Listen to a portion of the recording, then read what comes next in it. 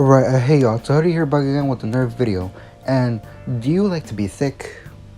Or maybe you like to be sticky? Or do you just like to be the most annoying piece of shit on the battlefield in Mobile Legends? Well then Gloo is definitely the right character for you. So as a tank main, I'm mostly used to somebody who's very, I guess, reliant on their team in order to make plays, such as, maybe someone like a Kai who doesn't really work well without his team, or maybe someone like Kufra who can, lock somebody with a lot of dashes into plays, so like that it's easier for his team to kill them. Well, Gloo is definitely not one of those kind of tanks who, relies on their team to be useful.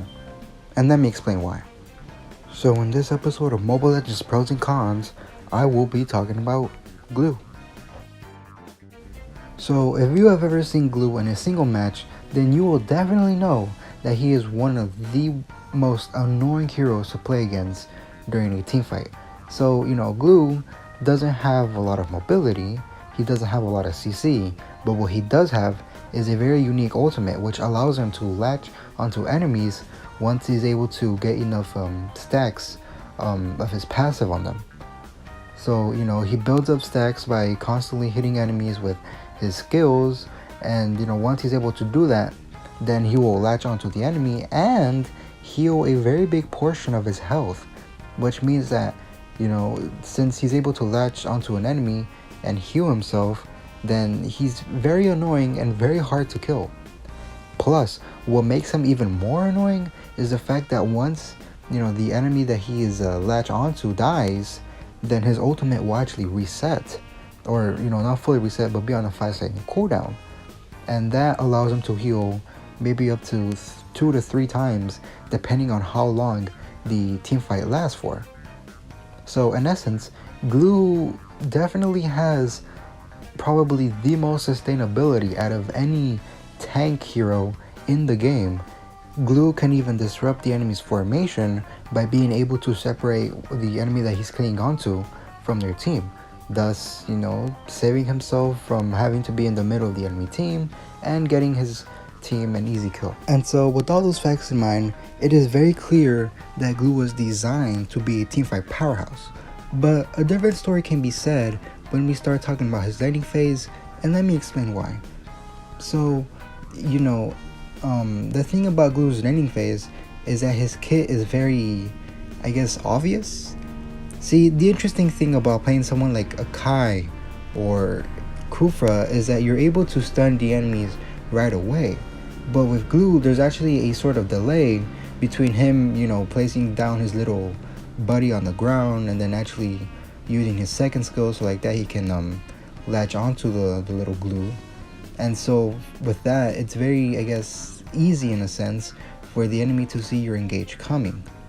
Now, at least what helps out his laning phase out is the fact that, once you're able to build passive stacks on the enemy, they will actually become slower and do reduced damage to you, which is very good, but it does take time for Gloo to build up those stacks without the help of his ultimate.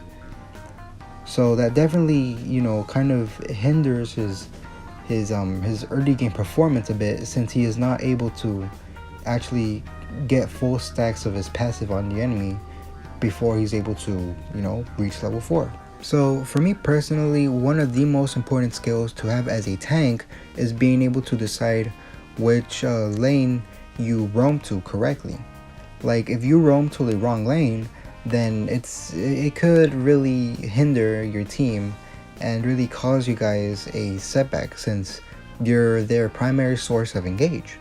Without you, the team can't really, I guess, they can maybe get some kills on their own, but they would definitely be able to get more kills if they had the CC of a tank with them.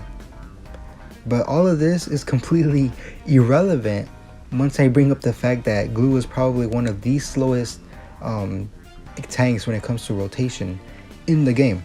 And that's definitely another con for me, since, for me personally, I like a tank that maybe doesn't, maybe a tank doesn't need to have a lot of rotation, such as Boxia's rolling skill. But what I think is important for a tank to have is at least a medium-sized dash, or some kind of speed up, or anything like that really. For Gloo, whenever I'm trying to rotate as him, I feel very slow because it's more often than not that my teammates will actually, get in front of me because they have things to speed them up, or maybe they have dashes that will allow them to reach the enemies quicker, which is not a good thing, for me personally, if I could add on to one thing, to Gloo's passive, it would definitely be at least, maybe some sort of speed increase or something like that, since I feel like Gloo is a very slow hero. He's very thick, but very slow. And speaking of that very same thickness, it is definitely one of the reasons why you should pick Gloo as well. So while I did talk about, his survivability during a team fight in the Teamfight Pro, I want to make his survivability a pro in of itself, because it's one of the main features of Gloo that I personally really enjoy. The guy has sustain, he's able to lower the damage of enemies with his passive, he's able to slow the enemies down, he actually heals a little bit when he's broken up into smaller versions of himself, and so on. Like, Gloo has a lot of mobility. I mean, not a lot of mobility. Gloo has a lot of survivability. Now, he does not, have as much health as Hylos, or he doesn't have as much regeneration as Uranus, but what he definitely has is the ability to sustain himself for a long periods of time, whether that be in a major team fight or when you're just going against one person. And so with that in mind, that's pretty much going to be the end of this video. When you compare him to other tanks, with a lot of crowd control, he is definitely one of the weirder ones, since I think Gloo is more similar to that of a fighter who, benefits from prolonged team fights. But the thing is, Gloo, doesn't have a lot of CC, but what he does have is a lot of survivability and a lot of tankiness. So, if you like playing tanky heroes, but you also want to be useful in a team fight, then I believe that Gloo is definitely the right character for you.